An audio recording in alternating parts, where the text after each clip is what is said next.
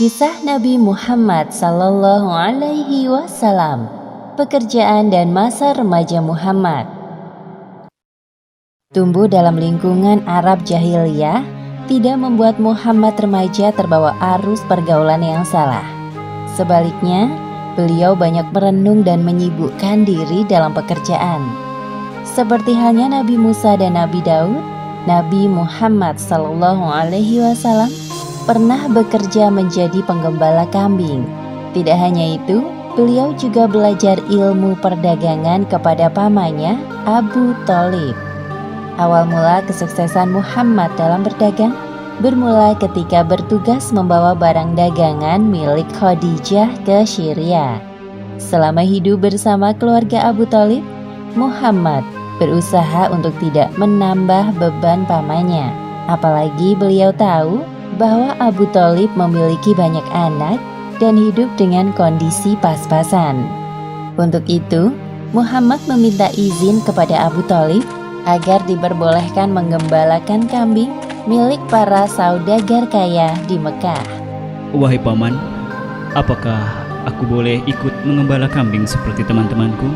Jika hal itu tidak memberatkan urusanmu, lakukan saja.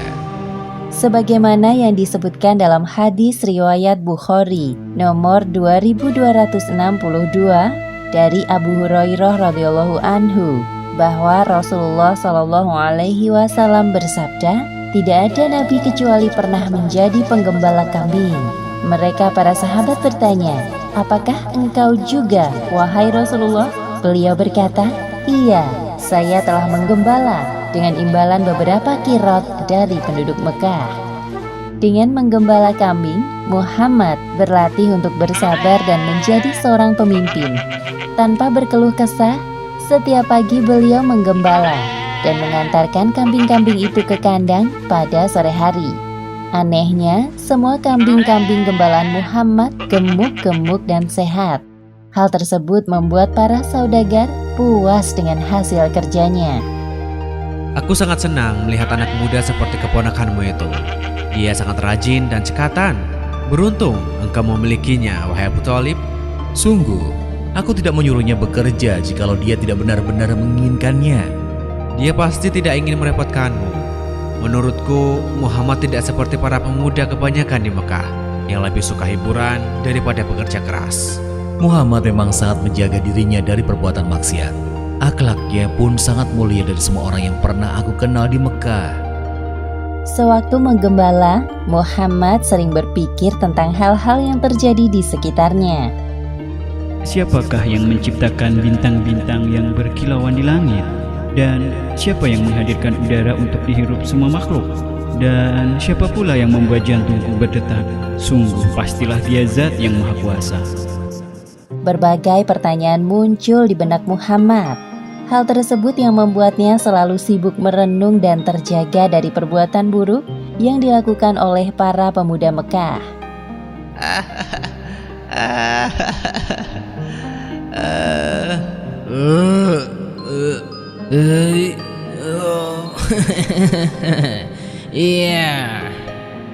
Pernah suatu ketika, Muhammad ingin pergi ke kota untuk melihat pesta perkawinan.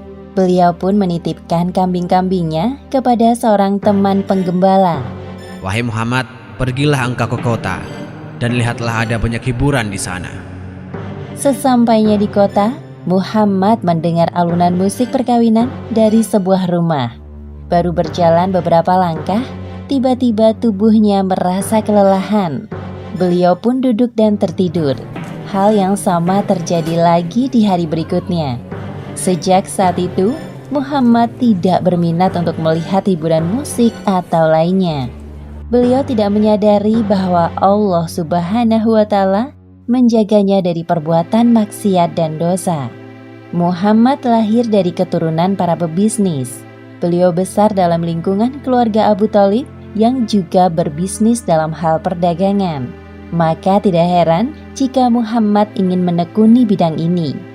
Lagi pula peluang untuk berdagang lebih besar dibandingkan pekerjaan bercocok tanam jika melihat kondisi tanah Mekah yang cukup kering dan keras. Pada musim semi tahun 595 Masehi, para pedagang Mekah berencana untuk membawa barang dagangan ke Syria. Para saudagar kaya mulai mencari orang untuk menjadi agen atau pemimpin kafilah dagangnya. Di antara mereka terdapat seorang saudagar, wanita kaya bernama Khadijah. Abu Thalib mendengar bahwa Khadijah sedang mencari seorang agen.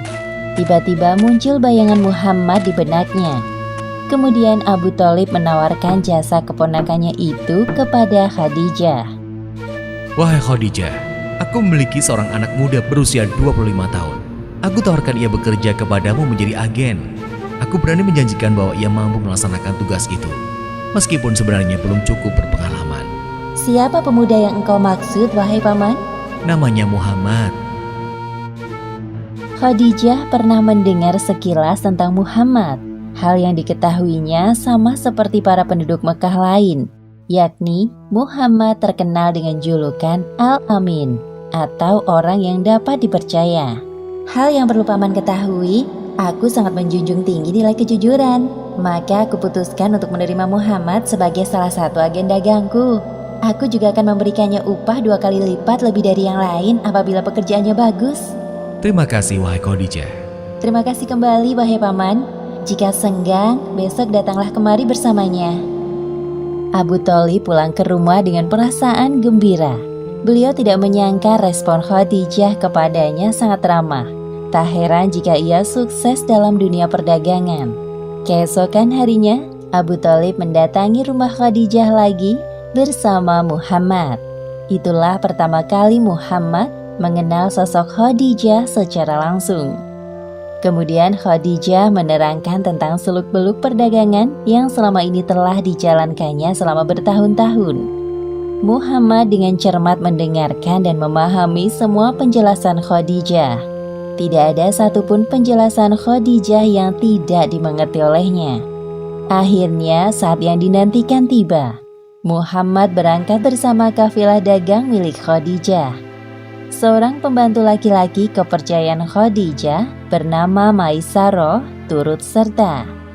Ini surat-surat perdagangan yang engkau butuhkan, wahai Muhammad.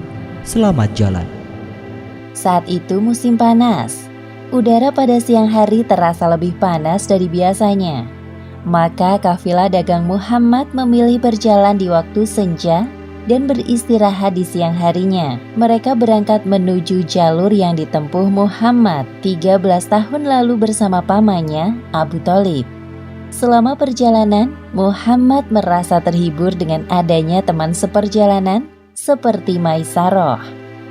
Engkau sungguh banyak bicara wahai Maisarah, tapi anehnya aku senang mendengarnya. Tenang saja, aku jamin kau tidak akan bosan mendengar ceritaku karena aku punya banyak hal menarik untuk diceritakan terkait jalan yang akan kita lalui nanti.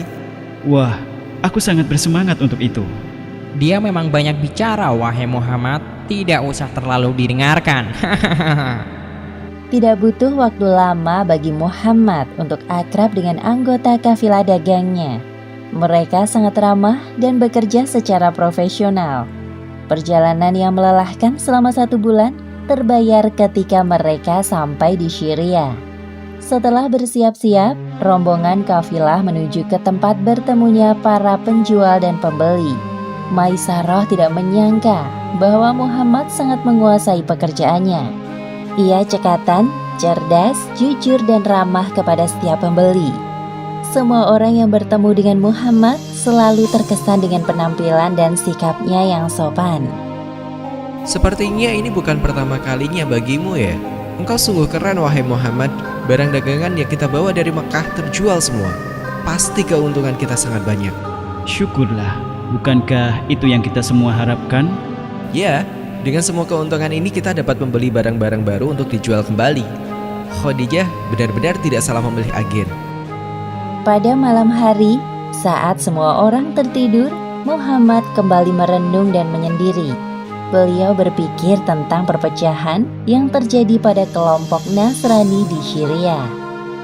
Padahal sebelumnya mereka berjalan dalam satu kelompok. Sekarang malah memilih jalan sendiri-sendiri. Lantas, manakah yang paling benar?